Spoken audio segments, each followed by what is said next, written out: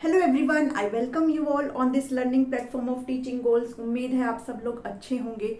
आज के इस इम्पोर्टेंट सेशन में डिस्कस करेंगे एक और इम्पोर्टेंट थ्योरी को, जिसका नाम है लेव वाइगोत्स्की का सोशल कल्चरल डेवलपमेंट थ्योरी। ठीक है, इसको सामाजिक सांस्कृतिक विकास का सिद्धांत भी बोला जाता है। इससे पहले मैं आपको करवा चुकी हूँ जीन पियाजे का development theory, cognitive development theory और मोरल डेवलपमेंट थ्योरी किसका, कोलबर्ग का। ठीक है, अगर आपने नहीं देखा है तो आप उसको जाकर के देख लें, क्योंकि आपको जो है वो थ्योरी भी अच्छे से आनी चाहिए और पेपर में जो है इन तीनों थ्योरी से क्वेश्चंस आते हैं। ठीक है, तो आज डिस्कस कर लेते हैं इस थ्योरी को। देखो, लेव वाइगोत्स्की कौन थे? ये एक रशियन साइकोलॉजिस्ट थे, एक रशियन मनोवैज्ञानिक थे। ठीक है, इन्होंने जो है तीन इंपॉर्टेंट एस्पेक्ट्स पे इन्होंने बात करी थी, तीन इंपॉर्टेंट पॉइंट्स पे इन्होंने बात करी थी। सबसे पहला पॉइंट था आपका सोशल इंटरेक्शन था। ठीक है, सोसाइटी के साथ इंडिविजुअल का इंटरेक्शन। दूसरा था कल्चर, संस्कृति। और तीसरा था लैंग्वेज, जो भाषा होती है। ठीक है, इन तीन एस्पेक्ट्स के बारे में इन्होंने क्या करी थी, बात करी थी। इनकी थ्योरी में हम इन्हीं के बारे में ही अच्छे से पढ़ेंगे। अगर बात करूं जीन पियाजे की, तो जीन पियाजे ने किस पे बात करी थी? उन्होंने हेरिडिटी और एनवायरनमेंट पे बात करी थी। ठीक है, आपको जीन पियाजे और वाइगोत्स्की की थ्योरी के बीच में क्या डिफरेंस है, इनके क्या क्या मतभेद है, आपको ये भी अच्छे से पता होने चाहिए है। मैं एक अलग से सेपरेट वीडियो में आपको इनका डिफरेंस भी अच्छे से कराऊंगी। ठीक है, बात करें अगर इनके थ्योरी के मेन पॉइंट्स की अगर बात करें, तो इस थ्योरी में लेव वाइगोत्स्की ने क्या बताया कि बच्चा जो है अपने समाज और संस्कृति से अंत्यक्रिया करते हुए सीखता है। ठीक है, ये बहुत इंपॉर्टेंट यहाँ पे ये जो वर्ड है ना, अंत्यक्रिया करते, तो ये आता है क्वेश्चन में, पूछ लिया जाता है। ठीक है, अंत्यक्रिया के बारे में किसने बात करी थी? तो लेव वाइगोत्स्की ने बात करी थी। इन्होंने क्या बताया कि बच्चा जो है समाज से, अपनी सोसाइटी से और कल्चर से इंटरेक्शन करते हुए, यानी कि अंत्यक्रिया करते हुए सीखता है। ठीक है, this story stress on the role of social interaction. ठीक है, इंग्लिश मीडियम वाले भी देख लेंगे, in the development of cognition. अगर कॉग्निशन की बात करें तो जीन पियाजे ने भी कॉग्निटिव डेवलपमेंट में बात करती, जिसमें उन्होंने 4 स्टेज दिए थे। बट लेव वाइगोत्स्की कहते हैं कि बिना सोसाइटी के और कल्चर के जो बच्चे का विकास है वो नहीं हो पाता है। बच्चे का जो डेवलपमेंट है, जो उसके संज्ञान का विकास है, उसमें जो सोसाइटी और कल्चर है वो एक महत्वपूर्ण और इंपॉर्टेंट ये बिंदु इसके लिए है। ठीक है, अब उन्होंने एक चीज और बोला, ये कहते हैं कि जो he said learning comes first then development. ये बहुत इंपॉर्टेंट पॉइंट है। ठीक है, आपको ये बहुत अच्छे से पता होना चाहिए। ये कहते हैं कि सबसे पहले क्या होता है, अधिगम सबसे पहले होता है, पहले लर्निंग होती है और विकास जो है वो कब होता है, वो बाद में होता है। पहले बच्चे का जो अधिगम है वो होता है और बाद में बच्चे का डेवलपमेंट होता है। जबकि इसके ऑपोजिट पियाजे बोलते हैं। पियाजे क्या कहते हैं कि सबसे पहले क्या होता है, डेवलपमेंट होता है बच्चे का। पियाजे कहते हैं कि विकास जो है बच्चे का वो सबसे पहले होता है और अधिगम यानी कि जो लर्निंग है वो क्या होता है, उसके बाद में होता है। ठीक है, तो कुछ मतभेद है। पियाजे जो बोलते हैं कि वाइगोत्स्की की बिल्कुल अपोजिट बोलते हैं। ठीक है, तो इन दोनों के बीच में डिफरेंस भी हमने अच्छे से देखने हैं। कुछ इंपॉर्टेंट टर्म्स जो है लेव वाइगोत्स्की ने दी थी, जिसको समझना हमें बहुत जरूरी है, यहाँ से क्वेश्चंस आते हैं एग्जाम में। ठीक है, जिसमें सबसे पहला है आपका जेडपीडी। इसको बोला जाता है जोन ऑफ प्रोक्सिमल डेवलपमेंट, समीपस्थ निकट विकास का क्षेत्र इसको बोलते हैं। ठीक है, इसको एग्जाम्पल से मैं आपको समझाऊंगी, पर आप सबसे पहले देखो कि ये होता क्या है। ये डिफरेंस होता है किसके बीच में, एलएडी यानी कि लेवल ऑफ एक्चुअल डेवलपमेंट और लेवल ऑफ पोटेंशियल डेवलपमेंट के बीच में होता है। लेवल ऑफ एक्चुअल डेवलपमेंट वो डेवलपमेंट होता है जो बच्चा खुद से करता है, जिसमें बच्चा जो है दूसरे किसी अदर पर्सन की हेल्प नहीं ले सकता। ठीक है, वो खुद से ही कर सकता है इस चीज को। लेकिन जो लेवल ऑफ पोटेंशियल डेवलपमेंट वो होता है जो बच्चा बिना हेल्प के नहीं कर पाता है। ठीक है, इसको एग्जाम्पल से बताऊंगी। It is gap between child and his potential difference. ये बच्चे और जो बच्चे का जो फारेस्ट पॉइंट होता है ना, जो बच्चे का जो मैक्सिमम पॉइंट होता है, जहां तक बच्चे का पहुंच हो सकती है सीखने की, वो उसके बीच का क्या है, गैप होता है। इसको आप ऐसे समझो, मान लो आपने क्या किया, लेव वाइगोत्स्की की थ्योरी को आपने रीड किया। ठीक है, आपने सिर्फ इतना पढ़ लिया कि इन्होंने जो है 3 एस्पेक्ट पे बात करी थी, सोशल इंटरेक्शन पे बात करी थी, लैंग्वेज पे बात करी थी और कल्चर पे बात करी थी। बट आपको जो है आगे ये कुछ भी समझ में नहीं आया, ना ही तो जेडपीडी समझ में आया, ना ही स्कैफोल्डिंग समझ में आया, है ना, जो भी इस थ्योरी में आपको समझ नहीं आया। और आप जो है इससे रिगार्डिंग जो क्वेश्चन है एंड में वो भी आप नहीं बना पाए। ठीक है, तो जो आपका एलईडी यानी कि लेवल ऑफ एक्चुअल डेवलपमेंट है, वो सिर्फ आपका इतना है जो आप बिना किसी हेल्प के खुद से अगर पढ़ सकते हैं, खुद से अगर सीख सकते हैं, वो आपका होता है एलईडी। ठीक है, कि आप जो है इस थ्योरी को खुद से कितना सीख पाए। और अगर आपने मेरी ये वीडियो देख करके अगर आपको ये थ्योरी अच्छे से समझ में आ गई और आपने जो इससे रिलेटेड मैं जो क्वेश्चन एंड में कराऊंगी, अगर आपने वो भी अच्छे से कर लिए, तो आप कहाँ पहुंच जाएंगे, लेवल ऑफ पोटेंशियल डेवलपमेंट में आप पहुंच जाएंगे। ठीक है, तो ये क्या है, ये जो गैप है ना, जो आप खुद से सीख रहे थे और एक मदद के साथ जो आपका फारेस्ट पॉइंट था वहां तक का ये जो गैप है, ये क्या बोला जाता है, ये आपका जेडपीडी बोला जाता है। ठीक है, ऐसे समझो ये कोई चाइल्ड है, ठीक है, ये कोई बच्चा है। ठीक है, अब ये जो है कोई काम अपने आप कर सकता है, जो कोई भी काम, मान लो कोई एडिशन है, बच्चा जो है अपने आप कर सकता है। ठीक है, तो ये क्या है, इसका लेवल ऑफ एक्चुअल डेवलपमेंट है।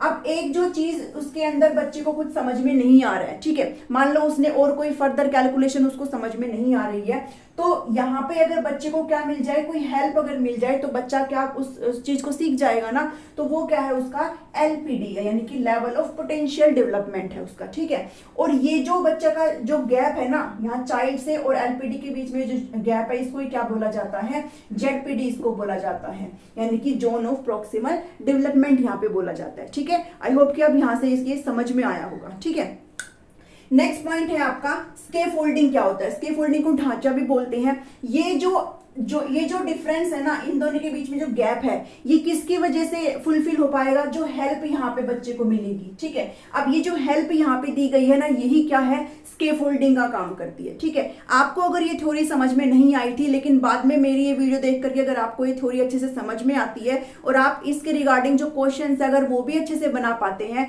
तो ये जो मेरा वीडियो है ये किसका काम करेगा, ये स्कैफोल्डिंग का काम करेगा। ठीक है, जैसे इसका एक एग्जाम्पल ऐसे भी समझो कि कोई एक बच्चा है, अगर वो साइकिल चलाना सीख रहा है, तो धीरे धीरे क्या, वो पहले साइकिल से गिरने लगेगा, है ना, अपना बैलेंस जो है बना नहीं पाएगा, कभी साइकिल चलाएगा कभी गिरेगा, है ना, ऐसे थोड़ा लड़खड़ाएगा। लेकिन अगर पेरेंट्स जो है हल्का सा अगर उसको थोड़ा सा भी सपोर्ट दे दे, तो वो क्या करेगा, सीधा चलने लग जाएगा।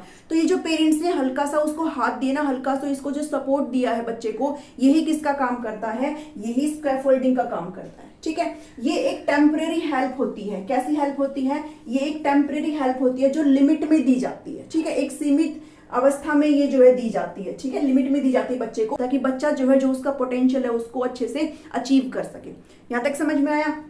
नेक्स्ट पॉइंट है आपका एमकेओ। अब ये जो टेम्परेरी हेल्प दी गई है ना बच्चे को, ये किसके द्वारा दी जाएगी, एमकेओ के द्वारा दी जाएगी, यानी कि जो मोर नॉलेजेबल अदर जो पर्सन है उसके द्वारा दी जाएगी। ठीक है, कैसे दी जाएगी, जैसे पेरेंट्स ने बच्चे को क्या करा है, हल्का सा सपोर्ट दिया है ना, और बच्चा अच्छे से क्या साइकिल को चलाना सीख जाता है। या फिर इसको ऐसे समझो कि कोई छोटा बच्चा अगर वो चलना सीख रहा है और धीरे धीरे वो लड़खड़ा रहा है, तो पेरेंट्स क्या करेंगे, अपनी उंगली पकड़ा के उसको चलाना शुरू करते हैं। ठीक है, तो ये जो पेरेंट्स ने अपनी जो उंगली उसको पकड़ाई है ना, तो वो क्या है, एक तरह से स्कैफोल्डिंग का काम करती है। ठीक है, और स्कैफोल्डिंग कौन दे सकता है, वो ही बंदा दे सकता है जो उस फील्ड में आपसे ज्यादा नॉलेज रखता हो। ठीक है, जिसको ज्यादा नॉलेज हो उस पर्टिकुलर फील्ड में। ठीक है, और ये एमकेओ कौन हो सकते हैं, आपके पेरेंट्स भी हो सकते हैं, आपके फ्रेंड्स हो सकते हैं, टीचर्स हो सकते हैं, कोई भी हो सकता है। ठीक है, अगर आपको कोई बंदा एक पर्टिकुलर फील्ड में अगर हेल्प कर रहा है, तो फिर वो चाहे आपसे उम्र में छोटा हो, वो भी एमकेओ हो सकता है। ठीक है, आई होप कि आपको यहाँ से जेडपीडी और स्कैफोल्डिंग और एमकेओ अच्छे से समझ में आया होगा। वाइगोत्स्की का तीसरा और लास्ट जो इंपॉर्टेंट एस्पेक्ट है वो आपका आता है लैंग्वेज, यानी कि भाषा। अब भाषा के ऊपर वाइगोत्स्की क्या बोलते हैं, वाइगोत्स्की कहते हैं कि जो भाषा है, लैंग्वेज और थॉट है, वो इनिशियली जब किसी भी शिशु की जिंदगी शुरू होती है, फ्रॉम बिगिनिंग ऑफ लाइफ, तब वो क्या होती है, सेपरेट होती है। ठीक है, भाषा और जो विचार है वो क्या होते हैं, सेपरेट होते हैं। बट जैसे ही अराउंड 3 years ऑफ लाइफ ये क्या हो जाते हैं, आपस में मर्ज हो जाते हैं। ठीक है, इन्होंने कहा है कि लैंग्वेज और थॉट जो होता है वो इनिशियली तो सेपरेट होते हैं, अलग होते हैं, but around 3 years of life बच्चे के क्या हो जाते हैं, वो मिल जाते हैं, यानी कि मर्ज हो जाते हैं। अब इन्होंने क्या बताया है, इन्होंने बताया है कि जो लैंग्वेज है, बच्चा जो है, भाषा का विकास बच्चे में पहले होता है और बाद में जो है बच्चे के अंदर क्या आते हैं, विचार उत्पन्न होते हैं, थॉट आते हैं। लेकिन पियाजे इससे उल्टा बोलते हैं। पियाजे के क्या कहते हैं, पियाजे कहते हैं कि पहले क्या आता है, पहले थॉट आता है। ठीक है, बच्चे के पहले जो विचार है वो उत्पन्न होते हैं और बाद में लेटर क्या आता है, बच्चे का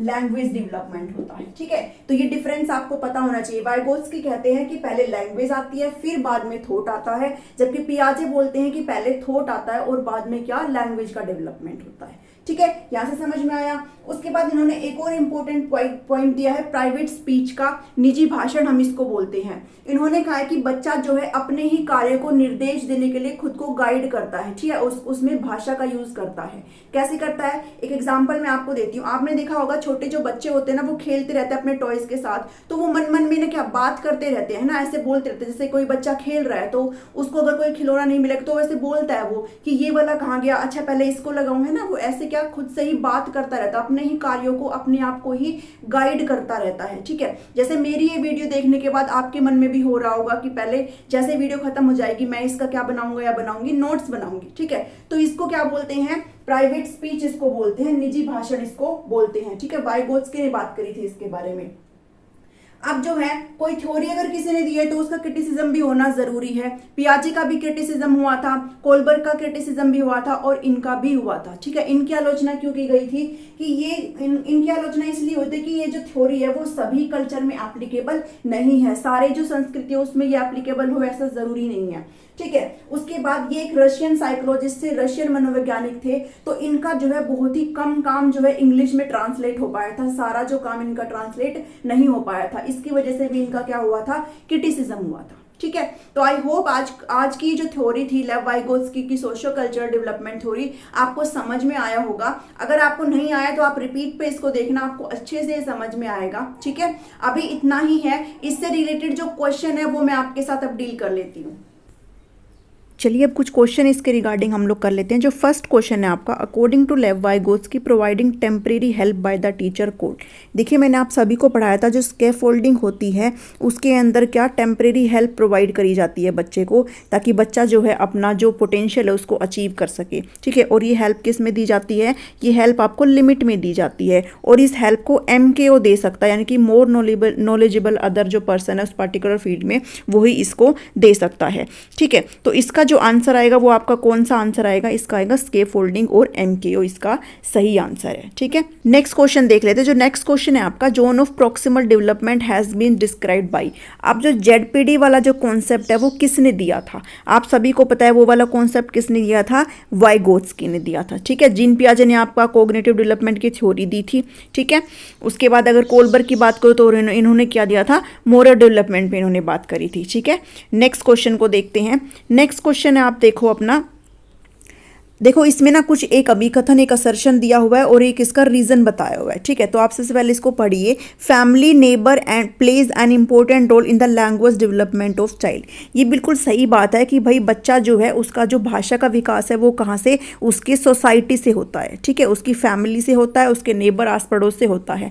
तो ये बिल्कुल ही सही बात है। अब सेकेंड इसका रीजन इसने बताया कि क्या ये जो असर्शन है इसका सही रीजन है ये वाला, सोशियो कल्चरल एनवायरनमेंट यानी कि जो सामाजिक सांस्कृतिक वातावरण है वो एक बच्चे की भाषा सीखने पर जोर देता है और बच्चा अपनी मूल भाषा को सूचना के माध्यम से सीख सकते हैं। अब ये जो है इसका बिल्कुल ही करेक्ट एक्सप्लेनेशन है। क्यों है, क्योंकि आप सभी को बताया कि बच्चे का जो भाषा का विकास है, जो लैंग्वेज का डेवलपमेंट है वो कल्चर सोशियो कल्चर एनवायरनमेंट से होता है। बच्चा जो है अपना डेवलपमेंट किससे करता है, अंतःक्रिया करते हुए सोसाइटी से सीखता है ना, आपने अभी इस थ्योरी में पढ़ा है, ठीक है। तो ये जो है आपका जो कौन सा इसमें ऑप्शन ठीक हो जाएगा, तो ये फर्स्ट वाला जो बिल्कुल ठीक है और ये जो है इसका करेक्ट क्या है, रीजन हो सकता है, ठीक है, इसका करेक्ट एक्सप्लेनेशन है। तो आपका जो ऑप्शन नंबर 1 है ये बिल्कुल सही है। Both A and R is true, obvious सी बात है ये दोनों क्या है, सही है, और R क्या है, इसका करेक्ट एक्सप्लेनेशन है, ठीक है, इसकी सही व्याख्या है।